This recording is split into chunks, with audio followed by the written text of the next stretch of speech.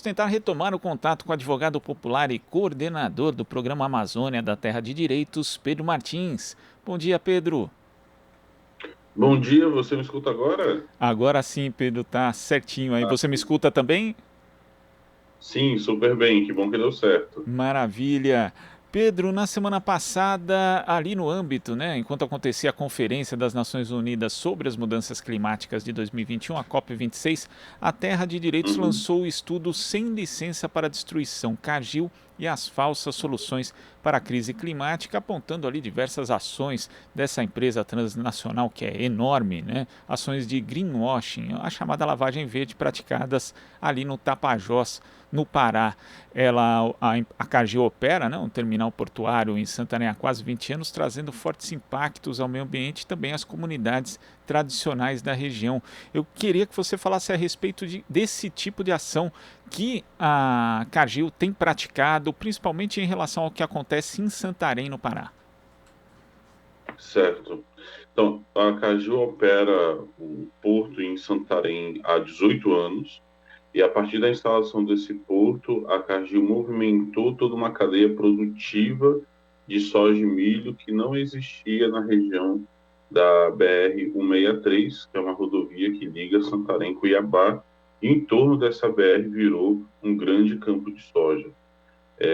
Então, todo esse impacto, não só do porto, quanto da cadeia produtiva da soja, ele está sendo ignorado nos relatórios dessa empresa, quando ela faz os relatórios anuais e coloca essa imagem de uma empresa sustentável, uma empresa que tem uma preocupação com programas florestais, com desenvolvimento de comunidades, quando, na verdade, o que a gente tem no relato até hoje é de que comunidades quilombolas foram impactadas, comunidades pescadoras foram impactadas pela empresa, povos indígenas foram muito impactados, inclusive o porto da Cargill em Santarém fica em cima de um sítio arqueológico que teve uma política de salvamento muito ruim, praticamente ineficaz.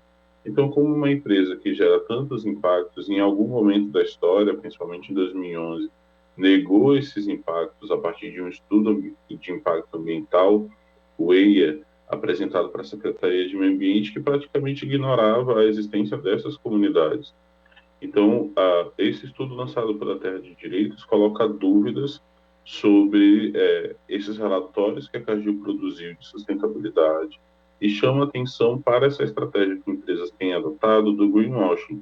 Essa chamada maquiagem verde, ela serve como uma possibilidade de mercado e de consolidação dessas grandes empresas, principalmente as corporações como a Cargill, sendo que elas têm toda uma cadeia de impactos socioambientais que estão sendo ignorados.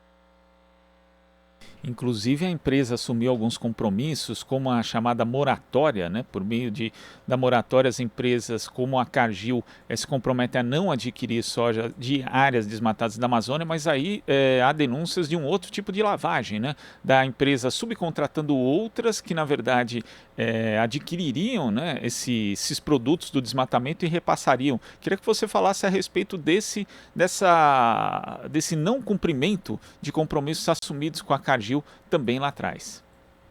Uhum.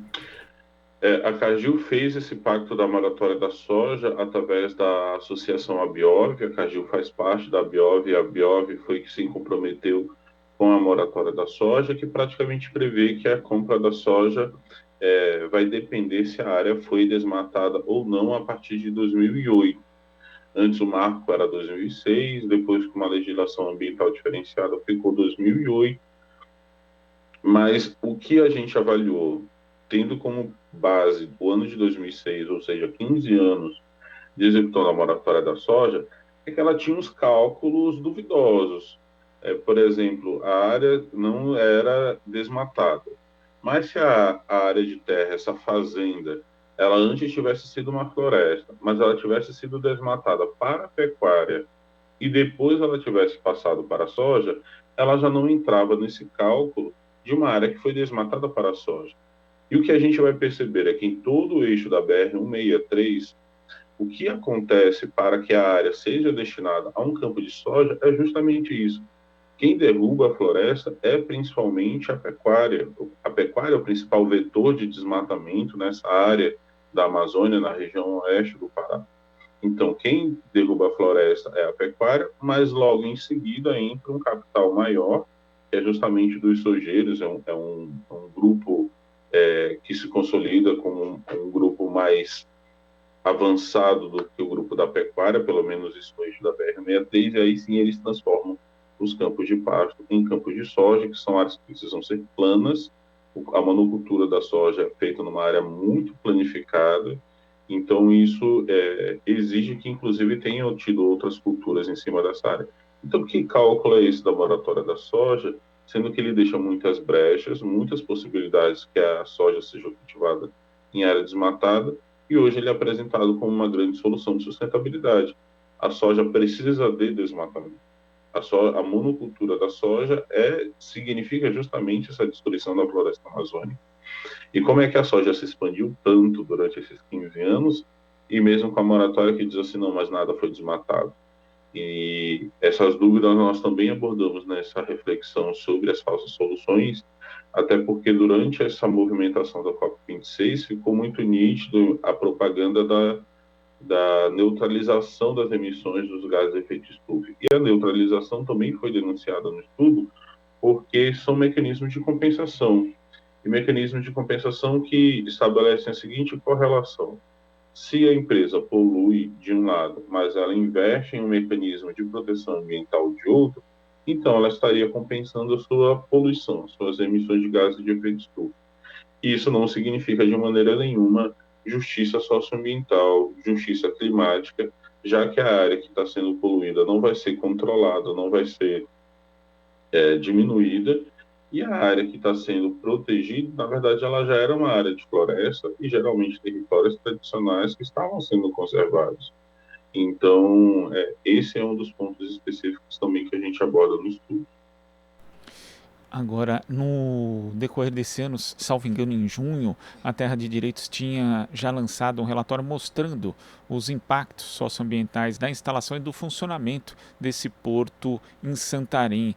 E ele atingiu comunidades locais ali de forma bastante severa, desde indígenas, pescadores, também quilombolas, agricultores familiares e extrativistas. Como é que foi o impacto para cada um desses segmentos da população local, da instalação e também do funcionamento cotidiano desse porto em Santarém? Certo. Então, a operação da Cargill em Santarém, ela sempre passou por muitos questionamentos. E esses grupos sociais ali da região sempre se movimentaram para denunciar e questionar esse empreendimento da Cargill. Primeiro porque os pescadores que sobreviviam dessa área de pesca justamente no porto, agora estavam competindo com embarcações enormes, embarcações que transportam soja de Santarém para Roterdã, na Holanda. E isso prejudica, obviamente, a questão da pesca. Eles tiveram que mudar de área ou se sentiram muito prejudicados com a escassez do pescado.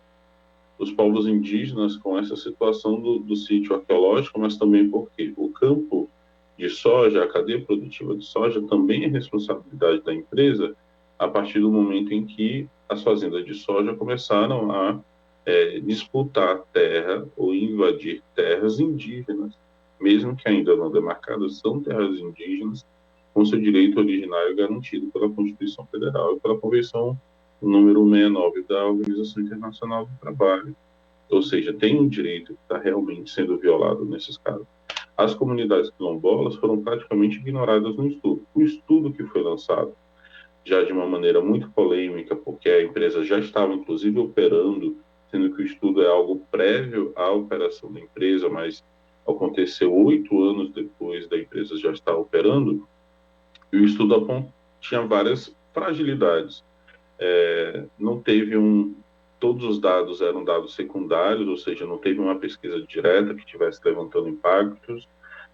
Essa questão de ignorar o trabalho antropológico que deveria ser fundamental no estudo de impacto ambiental, saber o uso dos territórios, como esses territórios étnicos tradicionais estavam sendo impactados. O município de Santarém é um município de muitos assentamentos agroecológicos, de várias terras indígenas.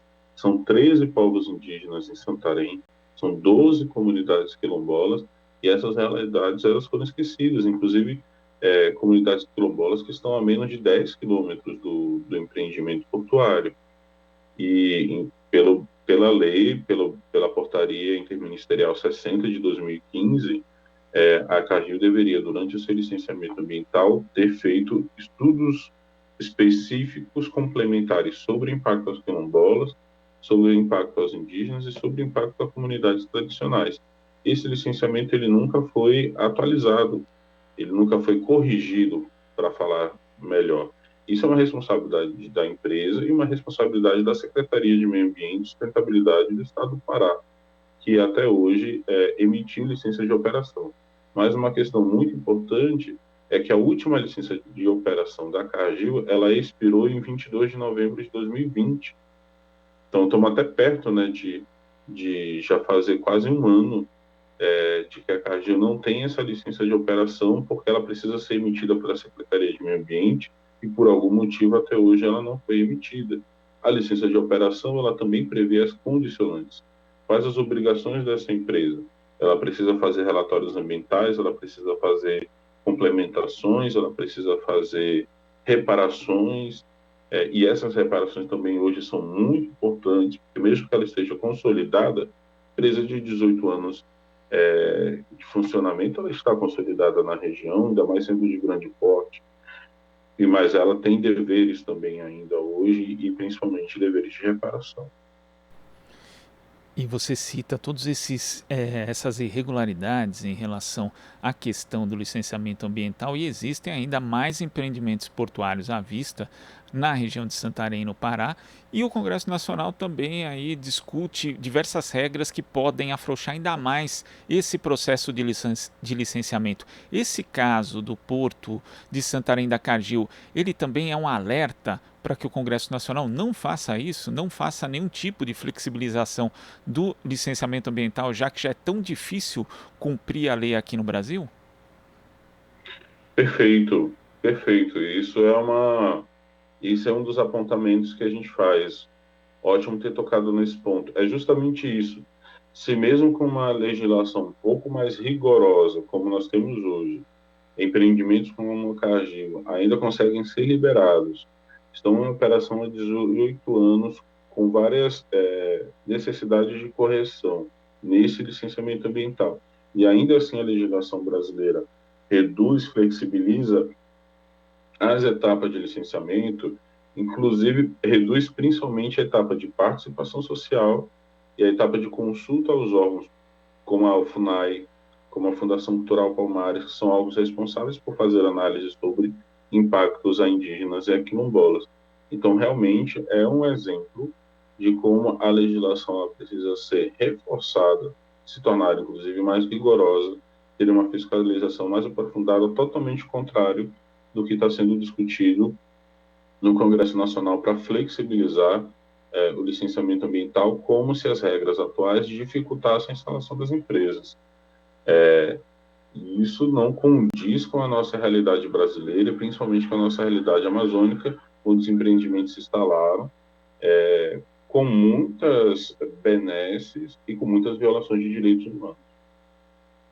Pedro, eu queria agradecer a sua participação aqui no Jornal Brasil Atual. A gente vai continuar acompanhando essa questão do Porto em Santarém, da Cargill e também outras denúncias, né, esse acompanhamento contínuo que a Terra de Direitos faz. Muito obrigado, Pedro. Até a próxima. Obrigado, gente. Até mais. Conversamos aqui com o advogado popular e coordenador do Programa Amazônia da Terra de Direitos, Pedro Martins. Você está ouvindo Jornal Brasil Atual. As notícias que os outros não dão.